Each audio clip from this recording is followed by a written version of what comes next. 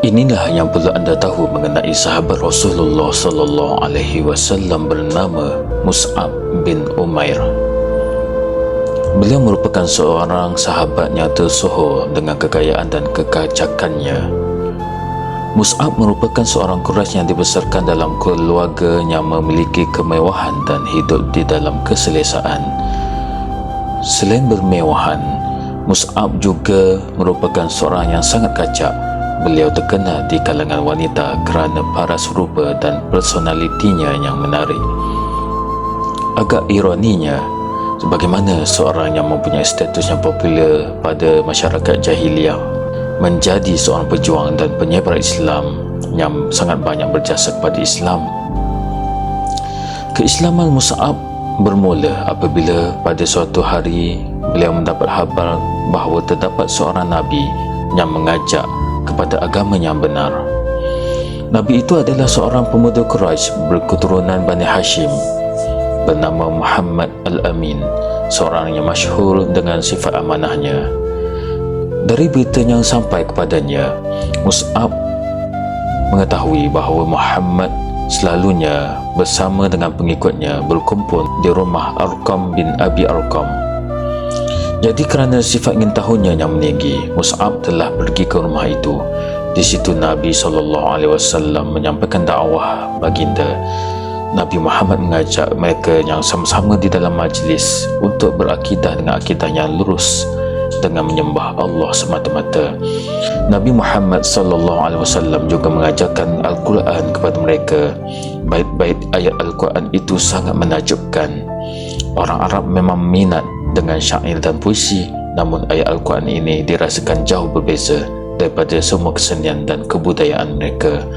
Al-Quran menggetarkan hati mereka dan menjadikan mereka khusyuk. Mereka jadi ingin mengikuti apa yang terkandung di dalamnya. Mus'ab juga sedemikian.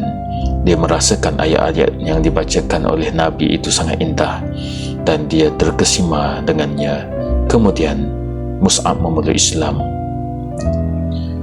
Apakah halangan bagi Mus'ab bagi memeluk Islam? Sepatutnya tidak ada siapa yang menghalangnya. Mus'ab merupakan seorang yang berstatus tinggi, bukan seperti orang Islam yang lain yang kebanyakannya adalah dari golongan miskin dan hamba. Mus'ab tidak ada majikan atau tuan yang perlu dijawab sekiranya tersilap langkah. Namun begitu, Mus'ab mempunyai seorang ibu yang berperwatakan tegas. Ibunya yang bernama Hunas binti Malik merupakan seorang yang kuat pengaruhnya dalam kehidupan Mus'ab. Ini menjadikan Mus'ab risau akan pandangan ibunya setelah keislamannya. Kerisauan ini menyebabkan Mus'ab menyembunyikan hakikat keislaman dirinya. Namun setelah berlalu beberapa ketika, ibunya akhirnya mengetahui juga. Bagaimana ibunya mengetahui? Ada seorang yang bernama Osman bin Talha terlihat kelibat Mus'ab memasuki rumah Arqam bin Abi Arqam, dan pada waktu yang lain Osman tersempak pula dengan keadaan Mus'ab yang seperti melakukan solat seperti lagak pengikut Nabi Muhammad SAW. Osman tidak membuang masa, segera dia menceritakan perkara itu kepada ibu Mus'ab. Setelah mengetahui hal keislaman Mus'ab, maka ibunya menanti Mus'ab di rumah. Hunas kemudian mempersoalkan Mus'ab mengenai perihalnya yang menjadi pengikut Nabi Muhammad. Bersama ibunya itu juga terdapat beberapa pembesar Mekah. Mus'ab spontan membacakan ayat-ayat yang dipelajarinya daripada Al-Quran dengan tujuan menarik minat mereka kepada Islam. Namun ibunya tidak tertarik kepada Islam. Malahan dia menjadi marah dan kecewanya amat sangat kepada Mus'ab. Mus'ab tetap merupakan putera yang sangat dikasihinya. Hunas kemudian membawa anaknya Mus'ab ke sudut yang tersembunyi di rumahnya, lalu dikuncilah Mus'ab dan tidak dibenarkan dia keluar rumah. Berlamalah Mus'ab di dalam rumahnya tanpa ke mana-mana, sehinggalah pada suatu hari dia mendapat khabar bahawa orang muslimin berhijrah ke Habasyah. Mus'ab berjaya meloloskan diri dari tahanan ibu dan penjaganya. Dia pergi mengikuti orang Islam ke Habasyah.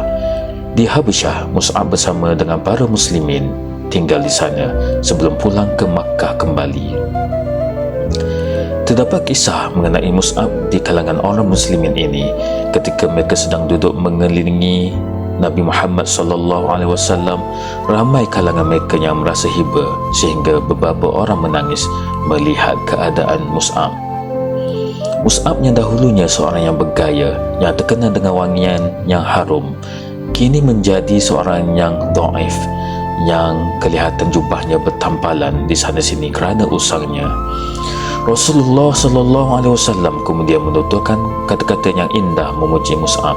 Kata Nabi, "Dahulu aku mendapati tidak ada seorang pun yang lebih layak mendapat harta keluarganya berbanding Mus'ab. Namun kini semuanya ditinggalkannya kerana cintanya kerana Allah dan Rasulnya." Setelah berbai'ah orang-orang Madinah kepada Rasulullah di Bukit Aqabah, maka Nabi memerlukan seorang yang mengajar Islam ke penduduk Madinah. Orang ini perlu menjadi wakil kepada Nabi dalam menjadi pendakwah dan mempersiapkan Madinah untuk menyambut hijrahnya orang-orang Muhajirin kelak. Nabi Muhammad SAW kemudiannya memilih Mus'ab sebagai wakil ke Madinah. Walaupun ramai kalangan sahabat yang lebih tinggi kedudukannya dan hubungan darahnya dengan Nabi, Mus'ab juga menjadi pilihan Nabi. Tugas yang diberikan kepada Mus'ab sebenarnya penting dan mencabar. Dia membawa misi yang besar untuk memastikan Islam tersebar di Madinah. Pun begitu, Mus'ab telah menjalankan tugasnya dengan sangat baik. Dia melakukan dakwah yang sangat cekal. Dikatakan tiada satu pun pintu yang diketuk kecuali diketuk oleh Mus'ab. Hasil dakwah Mus'ab menyaksikan ramai orang Madinah yang memeluk Islam. Ini terbukti apabila di Bai'atul Aqabah yang kedua, ramai yang memberi sumpah taat setia kepada Nabi SAW berbanding hanya 12 orang pada bai'ah sebelumnya.